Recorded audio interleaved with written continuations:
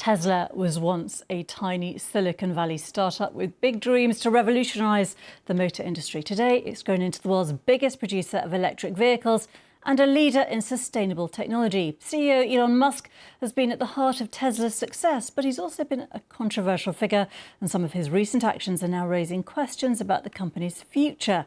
With me in the studio is Theo Leggett, our international business correspondent. Theo, we've seen so much on Tesla, who is buying it, who is perhaps not buying it, who's selling their cars if they've got them. Politics and business have collided, haven't they?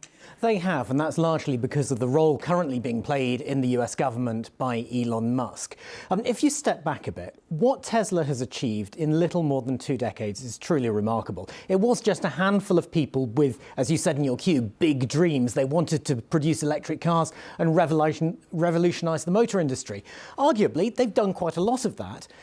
They took electric cars from being seen as pretty uninspiring, mundane, short-range things that you wouldn't want to have on your drive, to being exciting and fun, putting them in the mainstream. I mean, I remember when I first drove a Tesla Model S back in 2012 or 2013, it blew me away because it was completely different from anything we'd seen before. So Tesla has grown massively, and Elon Musk has been a big part of that. He's been the absolute central figurehead of this company, and he has a very loyal following.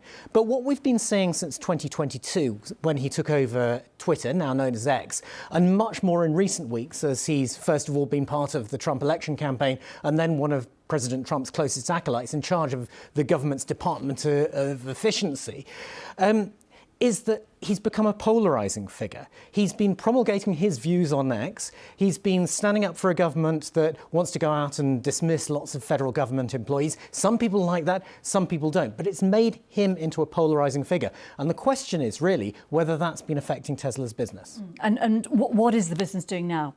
Well, Tesla, in some ways, it's in very good health. You know, the Model Y was the biggest selling car worldwide last year. But for the first time in more than a decade last year, we saw Tesla's sales fall. Now, it wasn't a big fall. It was nothing to panic about. But this is a growth-focused company. Its valuation depends on it growing fast. So it was a bit of an alarm bell ringing there. And then at the start of this year, in some markets, particularly in Europe, we saw big falls in sales. Not, I should say, the UK. That's an outlier. Sales here rose 21%. But across Europe, it was down 45% in January, and we've seen other big falls in February. And there is some evidence that Tesla's brand is being hit by what Elon Musk is doing, how he's speaking in public. Things like, for example, appearing in a video at a rally of Alternative für Deutschland during the German election campaign. That's a far-right group. Some people did not like that. So there is some evidence that people who might previously have bought Teslas are moving away from the brand.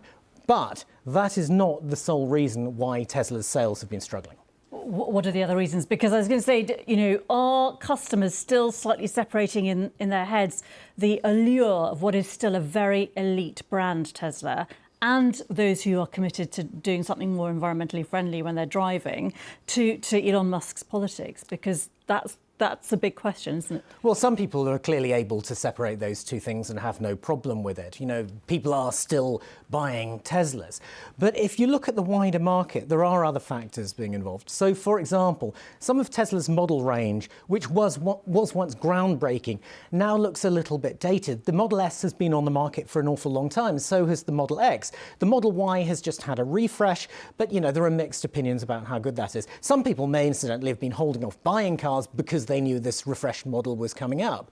But if there's an awful lot of competition on the market now. If you look at what established car makers are doing, they've been spending tens of billions of dollars on making their own exciting electric cars. And then in China, you have a whole array of new brands. Think of XPeng, think of NIO, think in particular of BYD, that are moving out into the international market and potentially taking market share from Tesla. So there's a lot going on. The market is changing, and Tesla's no longer seen as the way out in front innovator that it used to be.